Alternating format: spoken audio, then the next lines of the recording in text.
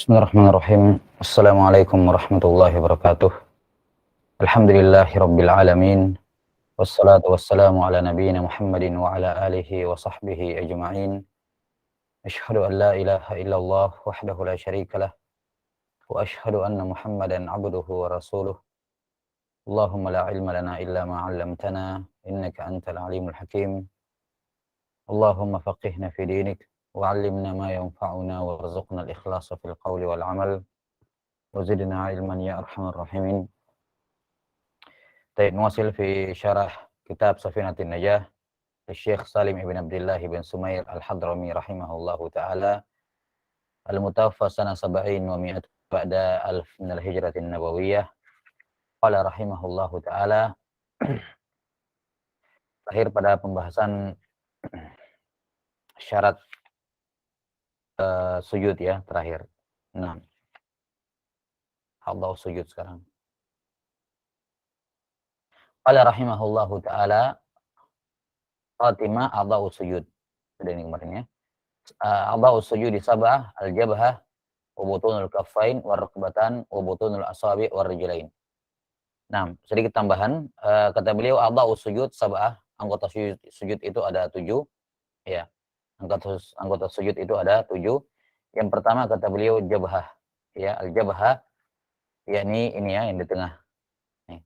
Nah, al-jabhah itu adalah antara jabin ini, dua ya, ini al-jabhah. Dan sudah disebutkan sebelumnya bahwa termasuk kesempurnaan sujud dengan jabhah adalah dengan merapatkan hidung. Karena merapatkan hidung ini termasuk sunnah muakkadah. Merapatkan hidung ini termasuk sunnah muakkadah. Baik. Kemudian selanjutnya kata beliau rahimahullahu ta'ala wa butunul kaffain, ya, bagian dalam dari kedua telapak tangan. Kedua telapak tangan.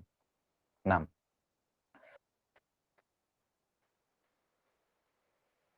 Kemudian warukbatan, dua lutut, butunul ashabi wa rijlain. Nah, ini sudah semua kemarin. Tsumma qala rahimahullahu ta'ala faslun tasydidatu at-tasyahhudi 21. Tasydid pada tasyahud itu ada 21.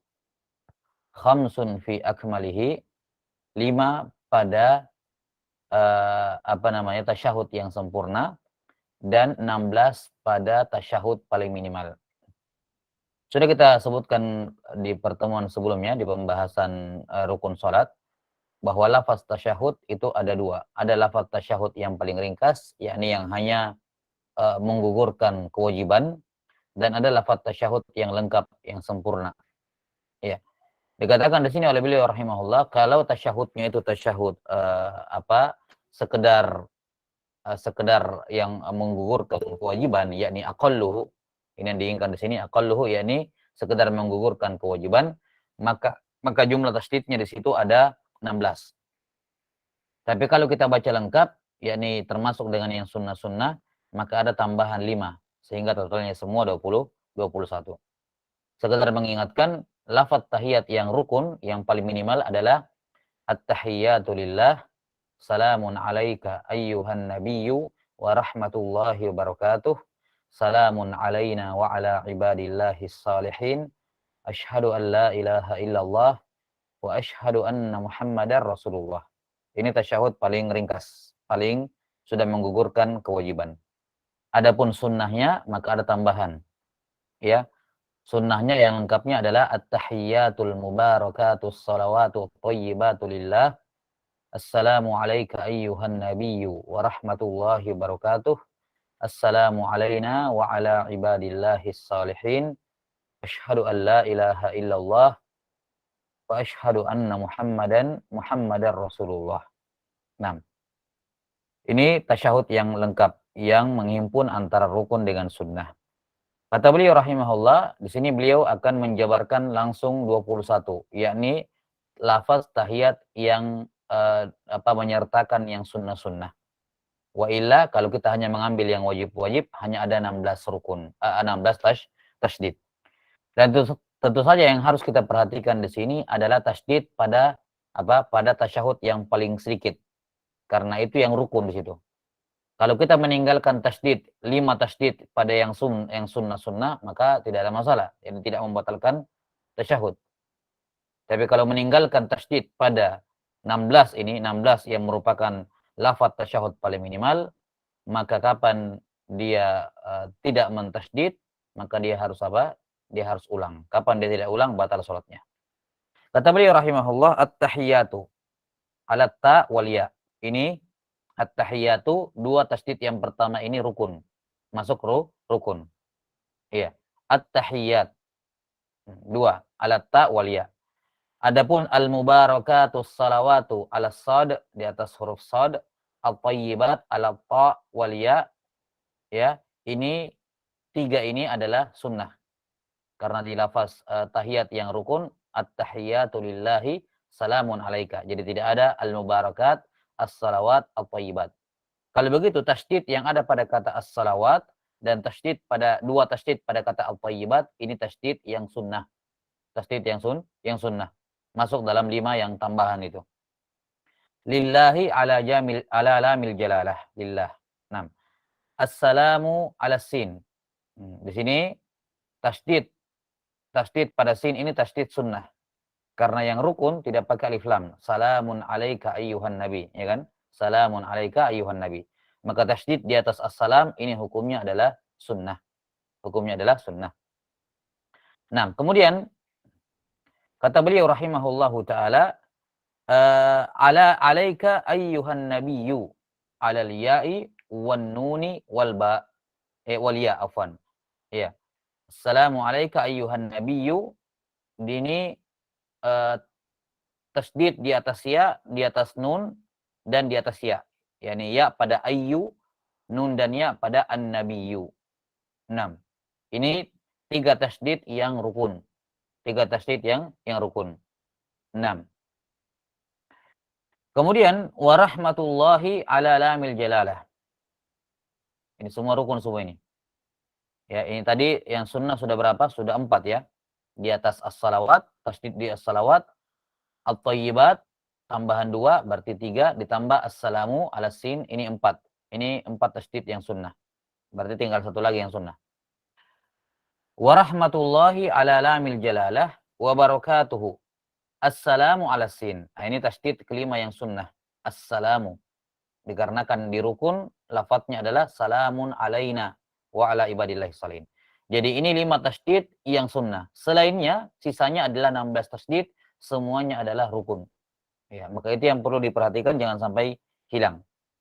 Assalamu ala sin alaina wa ala ibadillahi ala lamil jalalah.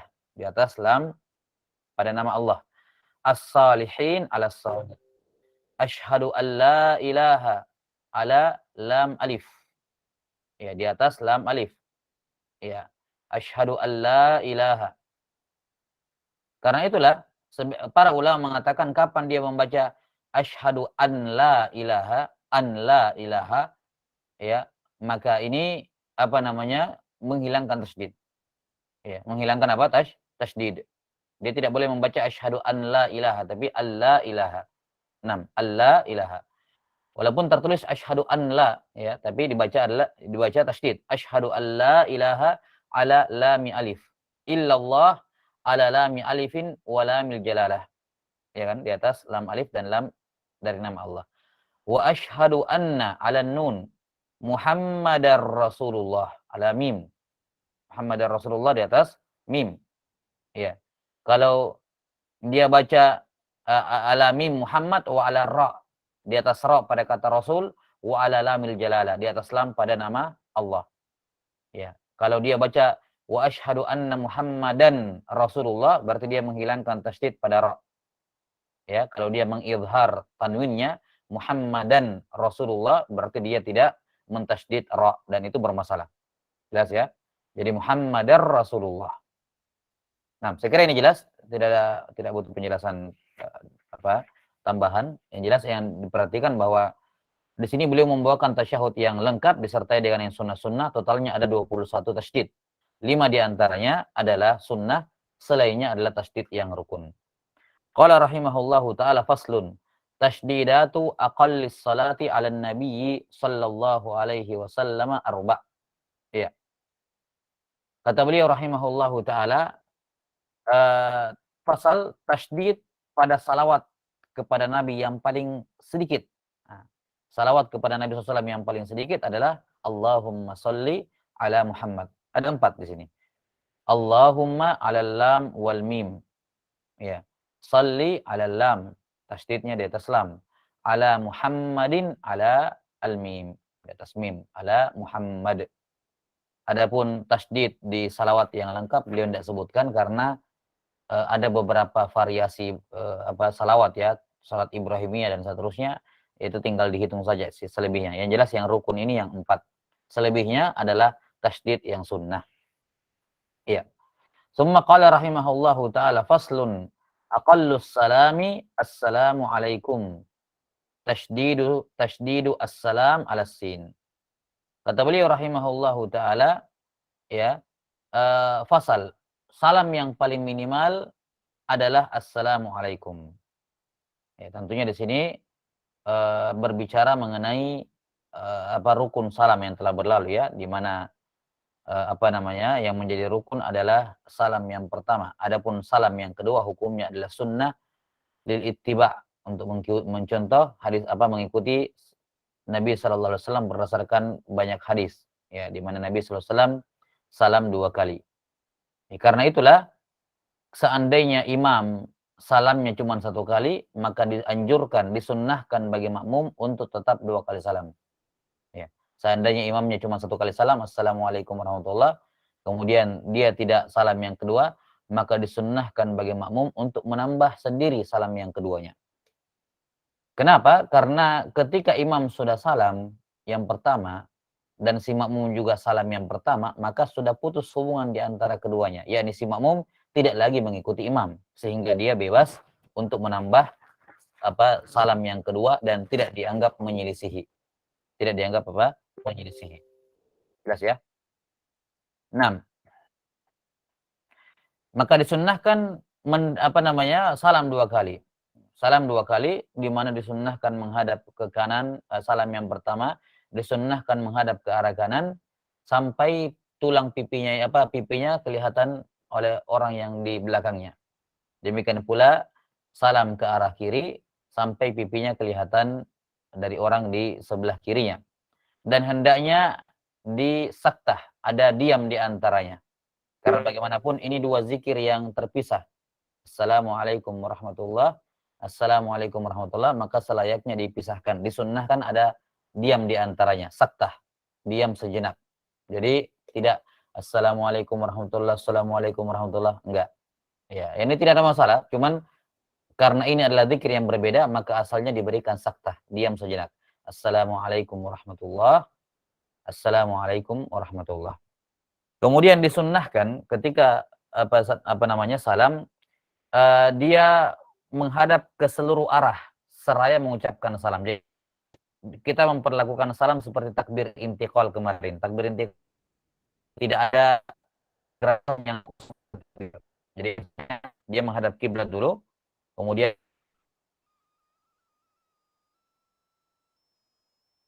salam agar arah kiblat juga mendapat bagian dari salam. Ya, jadi semua arah itu kita mengucapkan salam ke seluruh arah. Jadi bukan misalnya noleh dulu full, baru assalamualaikum warahmatullah, baru full lagi, baru assalamualaikum warahmatullah. Melainkan salam itu diucapkan bersamaan dengan berpalingnya wajah, mulai dari kiblat sampai ke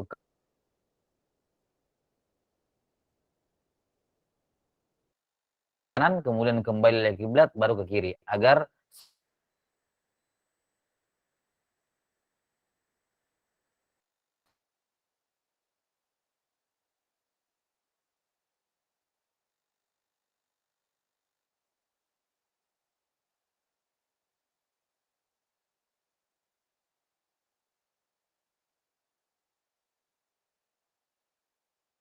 sehingga salam yang kedua tidak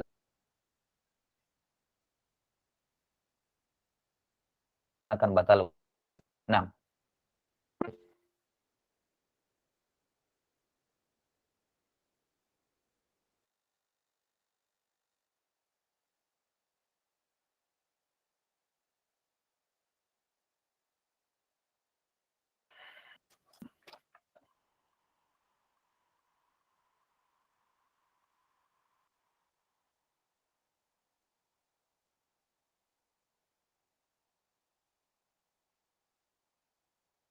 Oh, taib.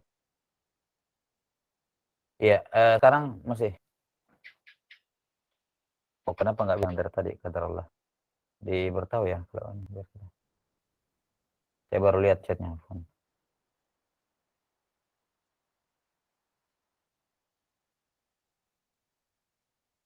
Sebentar, sebentar.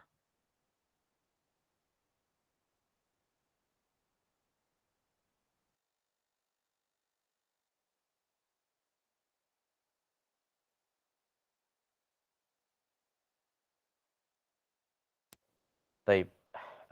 Gimana suaranya sekarang? Masih putus-putus? Alhamdulillah tadi. Udah, iya, taib. Tadi putus-putus tapi jelas ya. Artinya secara umum dipahami ya. Ya. Nah, kita tidak perlu kita ulang. Taib.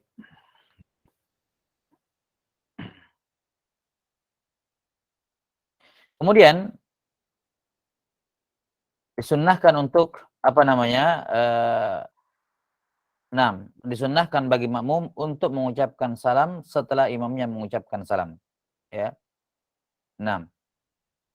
Walaupun tidak terlarang makmum itu mengucapkan salam bersamaan dengan imam. Beda dengan takbiratul ihram kemarin. Takbiratul ihram kemarin syarat syahnya adalah bagi makmum nanti boleh takbiratul ihram setelah imamnya selesai takbiratul ihram. Adapun pada salam ya, maka tidak ada masalah kalau makmum membersamai imam pada ucapan salam. Kalimat tidak masalah artinya tidak membatalkan walaupun hukumnya makruh. Hukumnya apa? Makruh. Bahkan para fuqaha mengatakan itu bisa menghilangkan pahala jamaahnya. Menghilangkan jamaahnya. Jelas ya? Nah, ini pahala jamaah yang pahala salat berjamaah di mana dia membarengi imam di situ.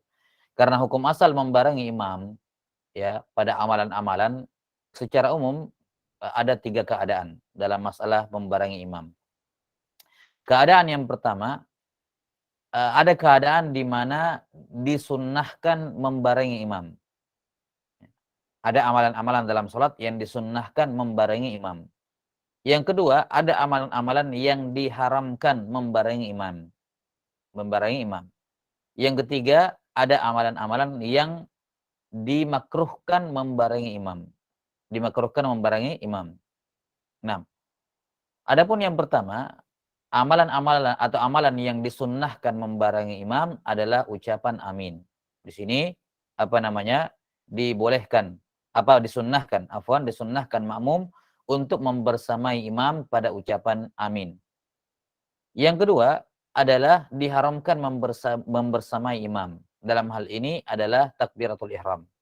Kapan sama walaupun sedikit irisannya ketemu ya seperti sebagaimana sudah disebutkan kemarin, maka ini haram dan membuat salatnya makmum tidak syah. Kemudian yang ketiga adalah dimakruhkan untuk membarengi imam, yaitu pada selain daripada takbiratul ihram. Ya, adapun pada takbiratul ihram membarenginya adalah haram selain daripada amin karena hukumnya di situ sunnah. Selain daripada dua tempat ini, maka membarengi imam hukumnya adalah sunnah, ya, dan bisa menghilangkan pahala jamaah khusus pada amalan yang dia membarengi imam di situ. Itu yang berkurang pahalanya.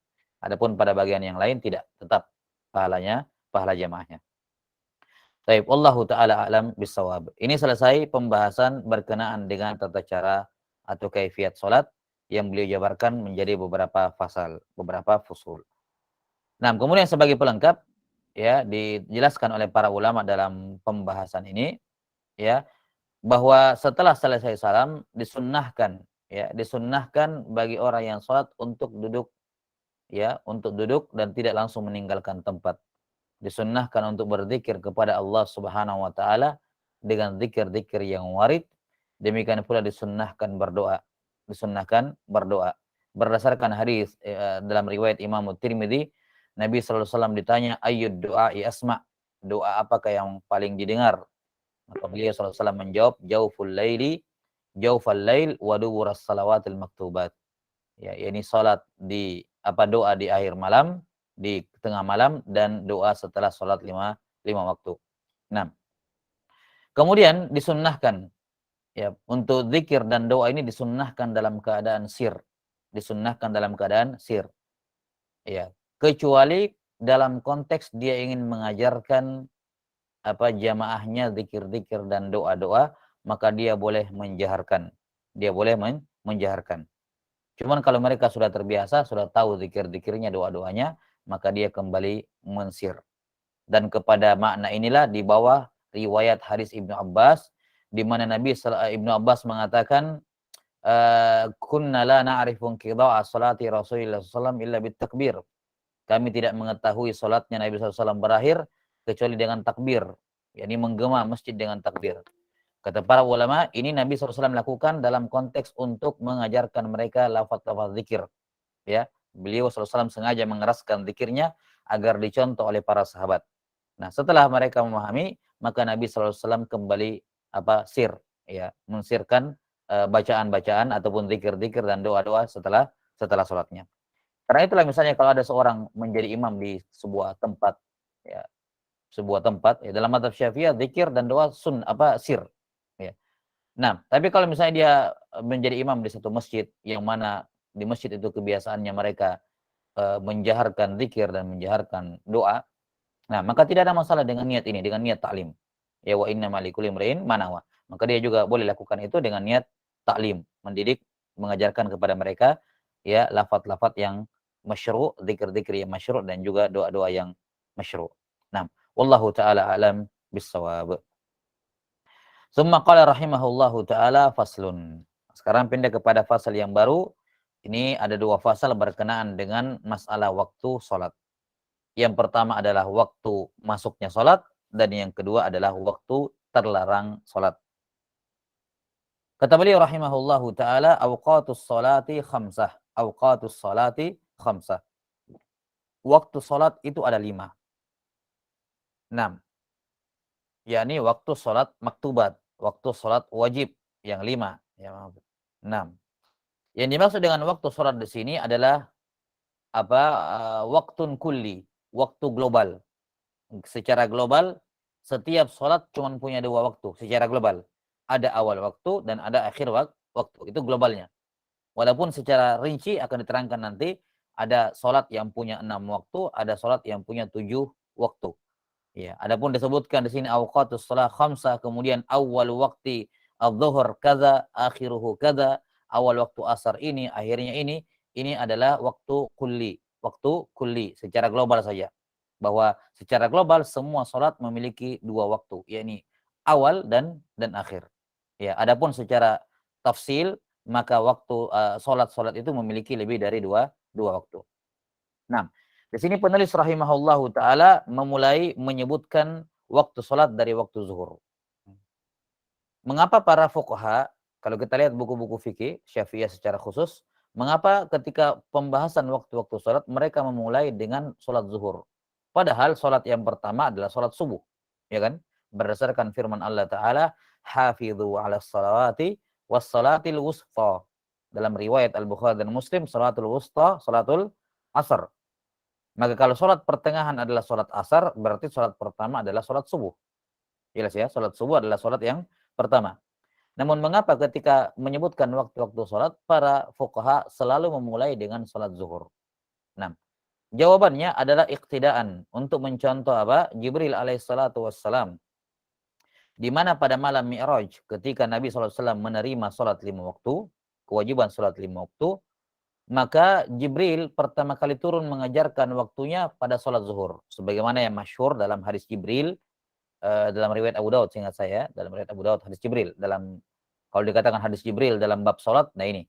Nabi SAW atau Jibril alaihissalam turun mengajarkan kepada Nabi SAW waktu sholat. Di mana Jibril alaihissalam turun 2 kali. Turun 2 hari maksudnya. Turun 2 hari. Ya, 1 hari turun 5 kali. 1 hari turun 5 kali. Di hari yang pertama turun di awal waktu, di hari yang kedua turun di akhir waktu. Kemudian beliau mengatakan, Jibril berkata, al-waktu ma baina hadain. Waktu salat adalah antara waktu turunnya saya, hari pertama sama hari kedua. Maka Jibril alaihissalam pertama kali mengajarkan kepada Nabi SAW waktu zuhur, karena beliau turunnya di waktu zuhur. Beliau turunnya di waktu zuhur. Karena itulah para fuqaha memulai dengan pembahasan waktu salat zuhur. 6. Wallahu a'lam bissawab. Kata beliau rahimahullahu taala, awal waqti dhuhri zawalus syams wa akhiruhu masiru dhilli syai'i mislahu ghaira dhillil istiwa. Kata beliau rahimahullahu taala, adapun zuhur, awal waktu zuhur adalah tergelincirnya matahari.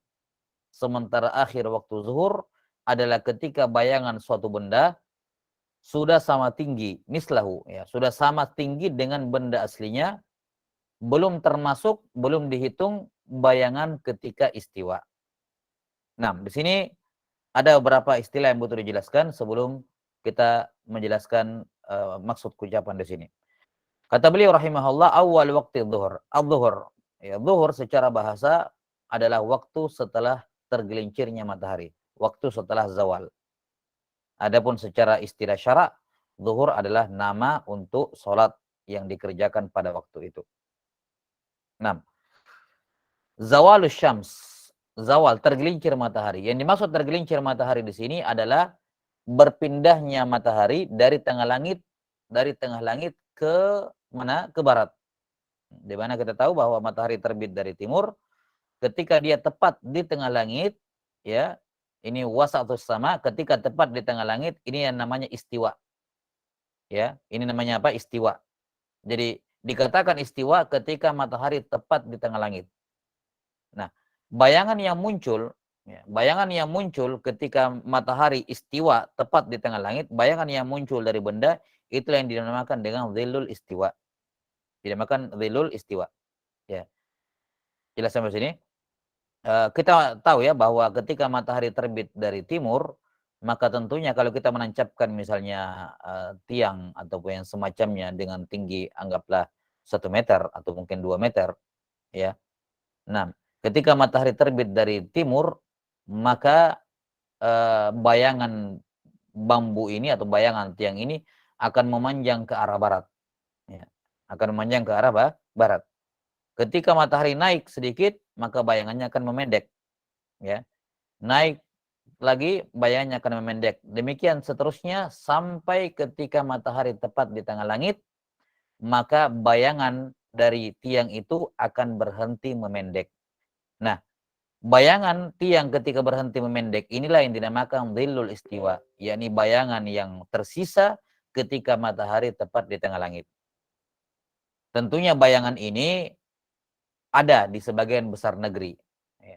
Cuman kalau negeri-negeri tertentu yang matahari tepat di atasnya lewat, ya tentunya bayangannya hilang, kan begitu. Bayangannya akan hilang karena masuk dalam benda itu. Ya, kalau kebetulan mataharinya tepat di atas benda itu, maka bayangan bendanya akan hilang. Tapi kalau jalur mataharinya melenceng ya dari negerinya dia, maka tentunya bayangan benda tidak akan hilang. Dia hanya akan berhenti memendek. Nah, bayangan ketika berhenti memendek inilah yang namanya dhillul istiwa. Para ulama menyebutkan ini karena kebanyakan negeri ada dhillul istiwanya. Hanya negeri-negeri tertentu yang tidak punya dhillul istiwa, yaitu negeri yang pas matahari tepat di atasnya, ya. 6. Pas di atasnya ketika lewat di atasnya, ya, maka negeri yang matahari tepat berada di atasnya itu bayangannya biasanya tidak ada. Ya, tapi secara umum negeri-negeri itu memiliki dhillul istiwa, yaitu yang tadinya bayangannya memanjang, ketika matahari semakin meninggi maka memendek, ketika tepat di tengah langit maka bayangan akan berhenti memendek. Nah, panjang bayangan inilah yang dinamakan dhillul istiwa. Dhillu al-istiwa. Jelas ya? Nah, kemudian dikatakan di sini oleh beliau rahimahullah, awal waktu zuhur adalah zawalus syams, yakni ketika matahari berpindah dari istiwa ya ke arah barat. Ke arah barat. Nah, ini awal waktu zuhur. Dan ini tentunya bisa dilihat dari bayangan benda tadi. Ketika bayangan berhenti memendek, itu berarti matahari tepat di titik istiwa, titik tengah langit. Ya, di titik tertinggi langit ketika matahari berhenti memendek. Bayangan benda berhenti memendek. Kapan dia mulai memanjang kembali? Berarti matahari sudah nyebrang ke arah barat. Ya, ke barat, maka bayangan berpindah ke arah timur. Tadinya kan bayangan di barat. Ketika bayangan dibawa pindah ke arah timur, kita bisa lihat, kita bisa tahu bahwa sekarang dia sudah pindah ke barat. Karena tidak mungkin kita melihat dengan mata kepala, ini matahari di atas sudah pindah dari timur ke sudah berpindah dari tengah langit ke arah barat atau belum. Caranya adalah dengan melihat bayangan. Kapan bayangannya sudah pindah dari timur ke barat, ya, dari barat ke timur maksud saya, maka berarti matahari juga sudah pindah ke arah barat. Sudah tergelincir ke arah barat. Nah, dengan demikian masuklah waktu zuhur. Dengan demikian masuklah waktu zuhur. Ketika bayangan bayangan benda tadi, bayangan zilul istiwa yang tadinya berhenti memendek tapi dia masih di arah barat, kemudian dia akan berpindah ke arah timur dan mulai memanjang seiring dengan turunnya matahari. Semakin rendah matahari ke arah barat, maka bayangan bendanya semakin panjang ke arah timur. Nah, kata beliau rahimahullah, wa akhir waktu zuhur adalah dhillu syai'i mislahu ghaira dhillil istiwa. Yakni ketika bayangan benda sudah sama tinggi dengan aslinya, belum dihitung dhillul istiwa tadi. Anggaplah misalnya tadi 2 meter. 2 meter bendanya kita pasang, tancapkan, ya. Kemudian ketika matahari terbit dari barat, maka bayangannya lebih dari 2 meter. Ya, bayangan lebih dari 2 meter. Ketika terbit dari timur maksud saya. Ya. Ketika naik terus, maka bayangannya akan memendek.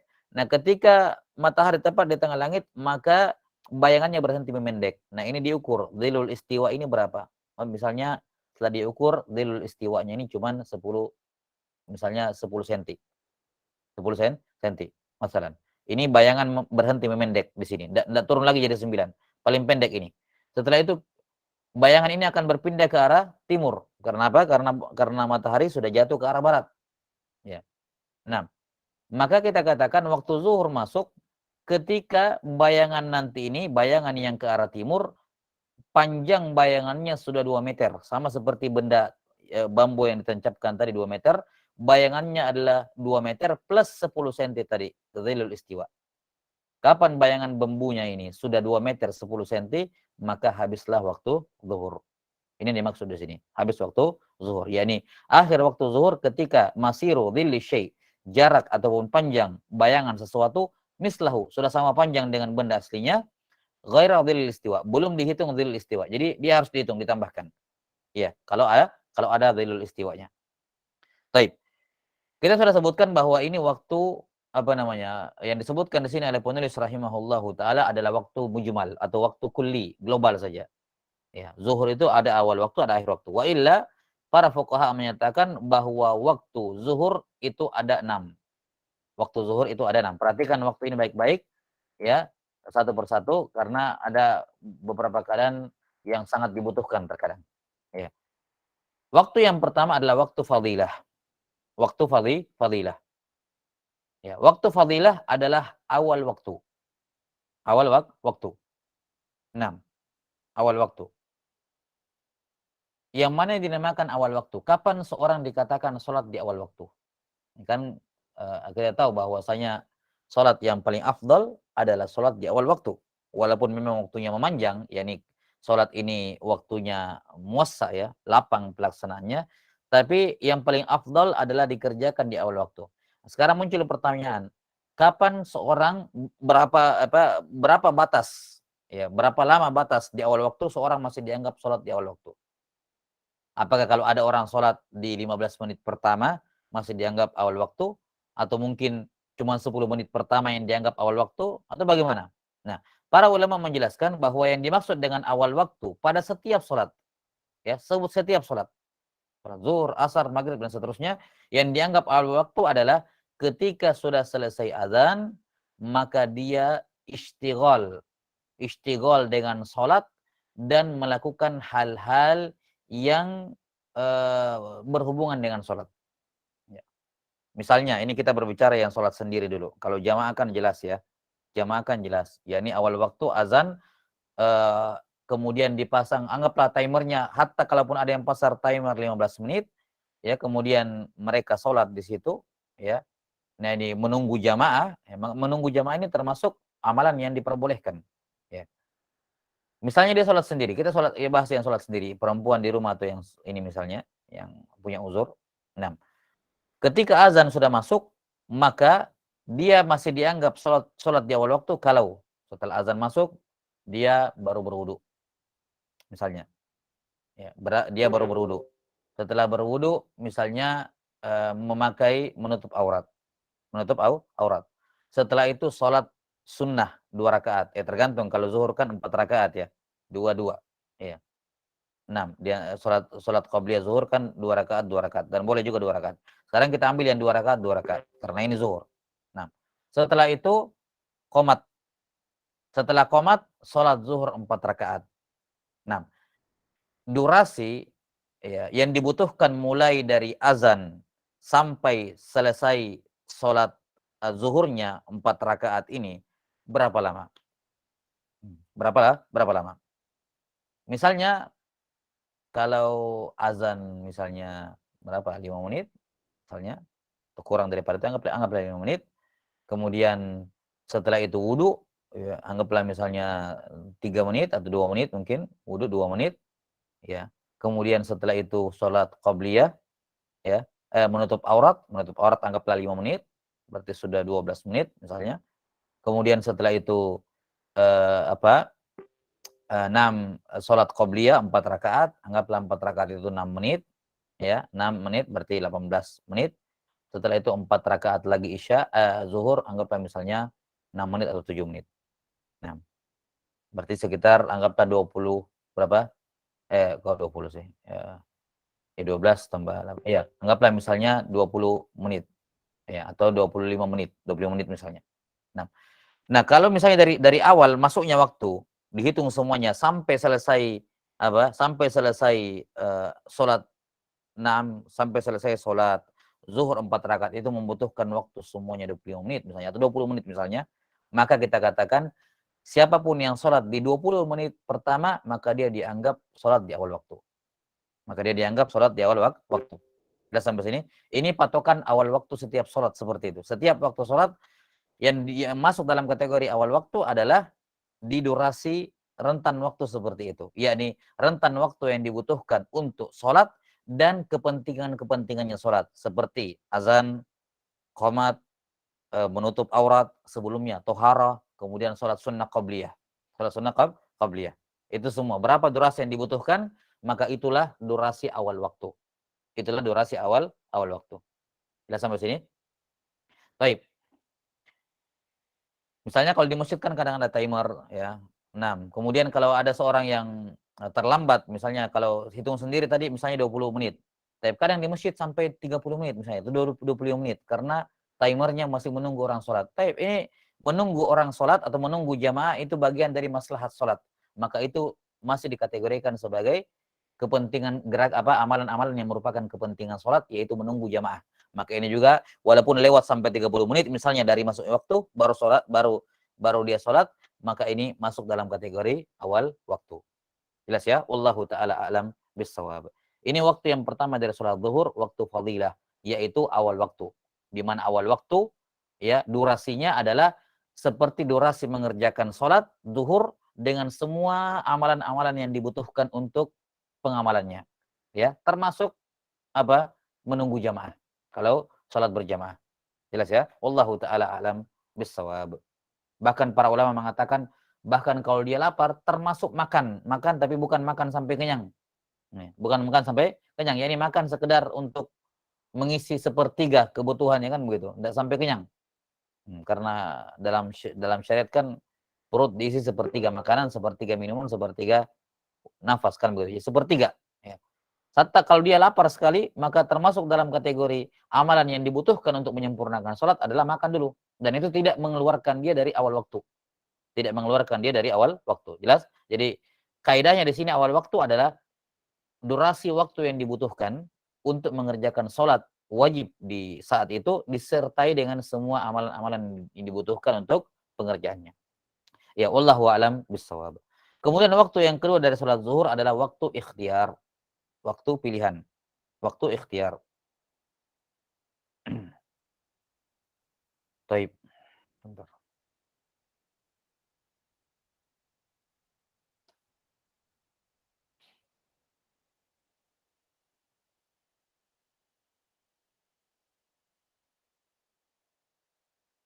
Nah,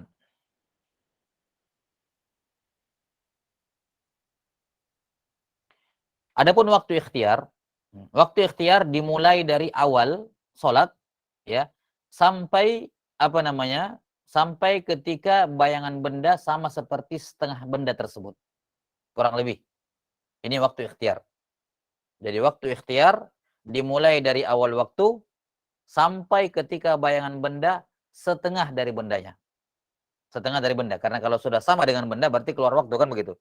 Ya. Jadi waktu ikhtiar kata para fuqaha adalah dimulai dari awal waktu sampai kira-kira bayangan benda sudah setengah dari benda aslinya. Berarti kalau tadi 2 meter bambunya, berarti waktu ikhtiar habis ketika bayangannya 1 meter.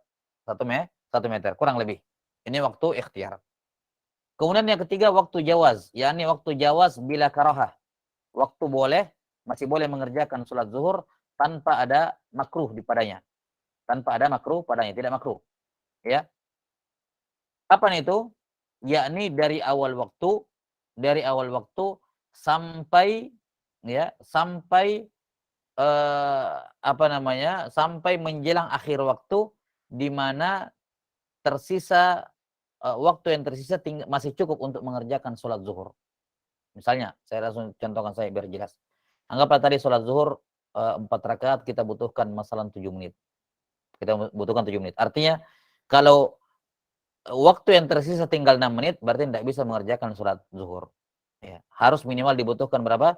7 menit misalnya untuk 4 rakaat. Maka waktu jawaz ini, waktu boleh tanpa ada kemakruhan adalah mulai dari awal waktu sampai 7 menit menjelang selesainya zuhur. Nah, 7 menit menjelang selesainya zuhur. Itu waktu jawaz, masih boleh kerjakan sholat di situ. Ya, ini tidak berdosa, tidak makruh dan tidak berdosa. Ya. Jadi mulai dari awal waktu sampai mana?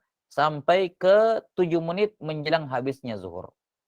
Menjelang habisnya zuhur. Ini waktu jawaz. Tapi di sini perhatikan, 3 waktu yang pertama, waktu fadilah, waktu ikhtiar, sama waktu jawaz ma'adamil karahah. Waktu jawaz dan tidak makruh. 3 waktu ini awalnya bersamaan. Ya. Awalnya bersamaan, akhirannya yang beda. Jelas ya? Jadi awal waktu fadilah, awal waktu ikhtiar, dan awal waktu jawaz itu sama, yaitu awal waktu. Cuman akhirnya berbeda-beda. Kalau waktu fadilah berakhirnya tadi sekitar berapa? Sekitar 20 menit misalnya. Waktu ikhtiar selesainya apa? Ketika bayangan benda setengah dari benda aslinya. Waktu jawaz selesainya kapan? Sampai ya kurang lebih 7 menit sebelum waktu zuhur habis. Ya, kurang lebih 7 menit sebelum zuhur habis. Nah, jadi ini kayak awalnya bersamaan tapi endingnya itu beriringan. Ya. Jelas ya? Misalnya ketika sholat zuhur atau waktu zuhur sudah masuk, maka masuk juga waktu fadilah, masuk juga waktu ikhtiar, masuk juga waktu jawaz. Ini 3 ini. Jadi ketika masuk waktu zuhur, masuk juga waktu fadilah, waktu ikhtiar, waktu jawaz. Itu awalnya semua. Kemudian setelah melewati 20 menit pertama, waktu fadilah habis. Lanjut waktu ikhtiar. Ya. Setelah bayangan benda setengah dari benda aslinya, waktu ikhtiar habis. Lanjut waktu jawaz. Nah, sampai sini, sampai 7 menit terakhir habis waktu jawaz. Ini saya sebutkan 20-70 berdasarkan estimasi perhitungan tadi ya. Wa illa bisa jadi berbeda. Sekedar untuk memahamkan saja ini. Nah, ini 3 waktu yang pertama. Kemudian waktu yang keempat, waktu haram. Ya, jadi di sholat zuhur tidak ada waktu jawaz tapi makruh, enggak ada. Enggak ada. Langsung waktu haram. Jadi habis waktu jawaz ya, langsung waktu hurmah, waktu haram. Kapan itu waktu haram? Yaitu kalau seorang sholat di waktu yang sudah tidak cukup untuk mengerjakan sholat zuhur paling minimal. Misalnya tadi ya, sholat zuhur paling minimal misalnya 7 menit. Maka waktu haram adalah ketika dia sholat zuhur di 7 menit terakhir atau di 6 menit terakhir misalnya. Karena 7 menit kan dibutuhkan. Nah, 7 menit masih bisa dapat 4 rakaat ini. Tapi dia baru sholat di 6 menit terakhir menjelang habisnya zuhur. Maka ini waktu haram. Ini waktu apa? Waktu haram. Dia berdosa kalau dia sengaja mengerjakan sholat zuhur di waktu itu. Haram. Ya. Adapun status sholatnya, maka kalau masih keburu 1 rakaat di dalam waktu, baru nyebrang ke waktu asar, maka sholatnya dihukumi adaan, bukan qada. Sholatnya dihukumi adaan, bukan qada. Dan dia berdosa, jelas. Jelas sampai sini, dia berdosa. Ya. Ini waktu haram, ya ini waktu di mana sudah tidak cukup untuk mengerjakan sholat zuhur seminimal mungkin. Seminimal mungkin sholat zuhur. Yakni cukup membaca yang rukun-rukunnya saja, yang sunnah-sunnah ditinggalkan. Ya. Nah, anggaplah tadi kita pakai 7 menit ya. Ya, maka kapan dia baru sholat zuhur? Di 6 menit terakhir sebelum habisnya zuhur, maka ini waktu haram. Dia berdosa, berdosa, ya, tapi tetap dia wajib sholat. Kalau misalnya sempat mengerjakan 1 rakaat baru nyebrang ke asar, maka sholatnya dihukumi ada. Tapi kalau 1 rakaat pun tidak dapat, maka dihukumi qada. Kemudian waktu yang kelima adalah waktu uzur. Waktu yang kelima adalah waktu uzur. Nah, waktu uzur atau yang kelima waktu darurat dulu. Ya, biar berurut. Yang kelima waktu darurat. Waktu darurat ini adalah akhir waktu, ya, akhir waktu zuhur di mana mawani ussolah, hal-hal yang menghalangi orang sholat sudah hilang, sudah sirna. Ya, tadinya misalnya ada orang mau sholat tapi ada mawani yang mencegah dia sholat seperti haid, nifas, gila, ya, atau misalnya anak kecil dia belum balik, kan tidak wajib sholat ya. Ini semua mawani. Nah, ketika mawani ini hilang dan masih tersisa waktu sedikit, ya, sekedar untuk Allahu Akbar, sekedar untuk takbiratul ihram, maka dia masih mendapati waktu darurat dan dia wajib mengerjakan sholat zuhur tersebut. Contoh, berapa detik yang dibutuhkan untuk ucapan Allahu Akbar? Ya, paling anggaplah sekedar ini ya, biar gampang hitungnya, anggaplah misalnya 3 detik saja. Ya, 3 detik, Allahu Akbar, kan begitu. Nah, ada perempuan haid atau nifas, kemudian dia suci 5 detik sebelum zuhur habis. Maka di sini kita katakan kamu masih kena waktu darurat. Ya, masih kena waktu darurat. Atau walaupun 5 detik sebelum waktu zuhur habis, maka kamu terkena waktu darurat. Artinya apa? Sholat zuhur wajib bagi kamu daruratan. Ya. Kamu segera mandi setelah selesai haid, selesai nifas, pergi mandi, kemudian wajib sholat zuhur. Walaupun sudah nyebrang di waktu asar. Ya, ini terhitung apa? Terhitung kodok. Terhitung kodok, tapi tetap wajib sholat zuhur. Kenapa? Karena dia masih mendapati waktu darurat. Ada orang gila. Orang gila sembuh 10 detik sebelum habisnya zuhur. Maka dia wudu, ya, karena sembuh dari gila ini kan mandi yang sunnah. Silakan dia mandi sunnah, kemudian dia wudu, setelah itu apa? Setelah itu sholat zuhur. Wajib sholat zuhur. Wajib sholat zuhur. Sudah sampai sini, ini waktu darurat namanya.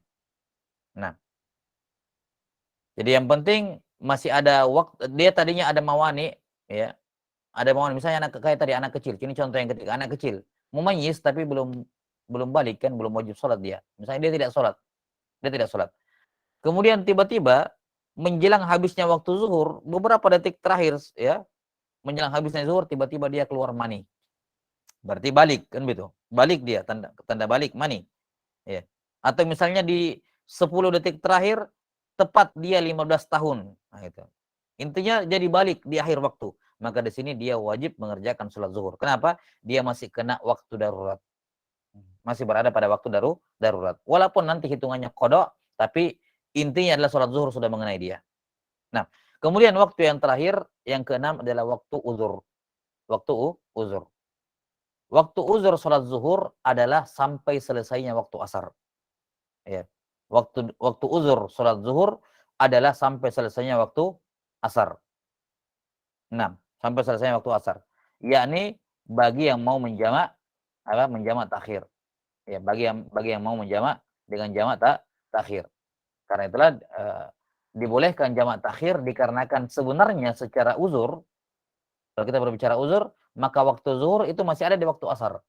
Namun waktu uzur ini hanya berlaku bagi yang mau menjamak takhir. Kita katakan kalau ada orang menjamak takhir sholat zuhur, dia undur sholat zuhurnya ke waktu asar, ya, maka dia tidak berdosa. Enggak dikatakan juga sholat di luar waktu. Enggak dikatakan juga ini sholat kodok. Enggak. Ini adaan.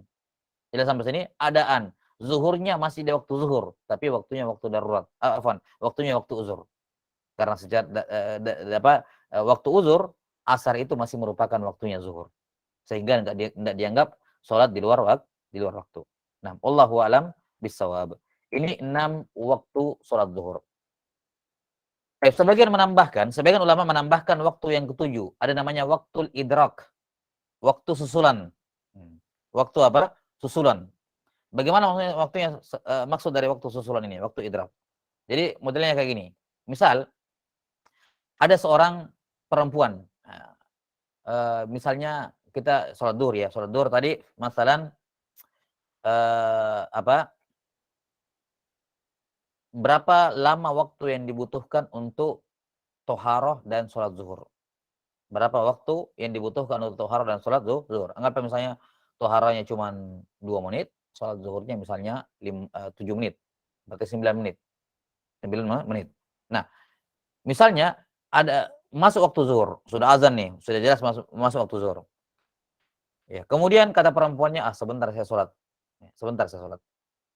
Kemudian 10 menit setelahnya, setelah masuknya waktu, dia haid. Dia nifas. Iya. Dia apa? Dia haid. Atau dia nifas. Jelas sampai sini? Maka di sini kita katakan, di 10 menit pertama ini sebenarnya kamu bisa wudhu dan kamu bisa sholat zuhur. Tapi kamu undurkan. Kamu undurkan. Dan memang tidak berdosa karena boleh diundurkan sholat. Iya kan? Boleh, karena waktunya mosa. Cuman 10 menit pertama ini kamu sudah kena kewajiban sholat zuhur tadi. Cuman kamu undurkan. Namun bukan berarti sholat zuhur gugur bagi kamu. Karena itulah kapan nanti kamu suci dari haid, suci dari nifas, maka kamu wajib mengqadha sholat zuhur yang kamu tinggalkan di sebelum kamu haid tadi. Kenapa? Karena sudah masuk 10 menit, 9 menit. Sudah sampai sini? Beda kalau misalnya masuk sholat zuhur. Ya, masuk sholat zuhur. Baru misalnya 1 menit langsung haid. Yang seperti ini tidak kena. Yang seperti ini tidak kena kewajiban. Yakni kapan dia suci dari haid, maka dia tidak ada kewajiban untuk mengerjakan sholat zuhur yang tidak sempat dia kerjakan sebelum dia haid tadi. Tapi kalau misalnya sudah 10 menit, ya, apalagi lebih, kemudian dia baru haid, maka kita katakan sholat zuhur sudah wajib bagi kamu, sudah mengenai kamu. Karena waktu tadi di awal yang 10 menit itu cukup untuk tuharoh dan sholat zuhur. Ya, sehingga kapan kamu suci nanti, wajib bagi kamu untuk mengerjakan sholat zuhur yang tidak sempat kamu kerjakan sebelum kamu haid. Kamu keburu haid tadi. Ya, ini namanya waktu al-idrak. Namanya waktu al-idrak. Baik. Jadi kalau kita mau tambahkan ini ada 7 waktu. Walaupun yang masyhur disebutkan oleh para fuqaha hanya 6 waktu tadi. Hanya 6 waktu sholat zuhur, yaitu waktu fadilah, kemudian waktu ikhtiar, waktu jawaz, waktu hurmah, waktu darurah, dan waktu uzur. Ya. Nah, ini yang masyhur, sebagian fuqaha menambahkan waktu al-idrak. Wallahu a'lam bishawab. Ini selesai waktu adzuhur.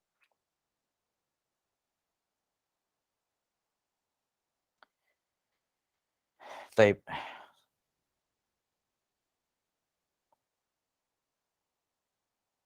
Summa qala rahimahullahu taala wa awwal waqtil asri.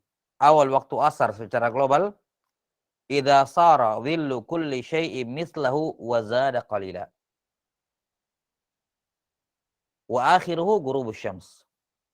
Ghurubu syams. Awal waktu asar adalah ketika bayangan benda sudah sama tinggi dengan benda aslinya ditambah sedikit. Ya, yang ditambah sedikit. Tentunya di sini setelah ditambah dengan dhillul istiwa tadi. Jadi bayangan bendanya berapa, dhillul istiwanya berapa, tambah sedikit. Sedikit saja. Nah, itu sudah masuk waktu asar. Kalau tadi misalnya 2 meter 10 cm, 10 cm dhillul istiwanya berarti 20 meter 10 bahkan 10,5 cm itu sudah masuk asar. Yang penting sudah lewat dari bayangan benda plus dhillul istiwa. Wa zada qalila, tambah sedikit gitu ya. Wa akhiruhu, sementara akhir waktu asar adalah ghurubus syams, terbenamnya matahari. Nah, asar secara bahasa bermakna ad-dahar, bermakna masa. Al-asar secara bahasa bermakna ad-dahar atau masa. Sementara secara syariat, istilah syariat, asar adalah salat tertentu, salat yang sudah diketahui, yakni yang dikerjakan di waktu asar. Dan para fuqaha mengatakan bahwa afdalus salat ba'dal jumu'ah adalah salatul asar. Dari 5 salat 5 waktu ini, dari 5 salat salat 5 waktu, ya. 6 salat yang paling afdal setelah salat Jumat adalah salat asar.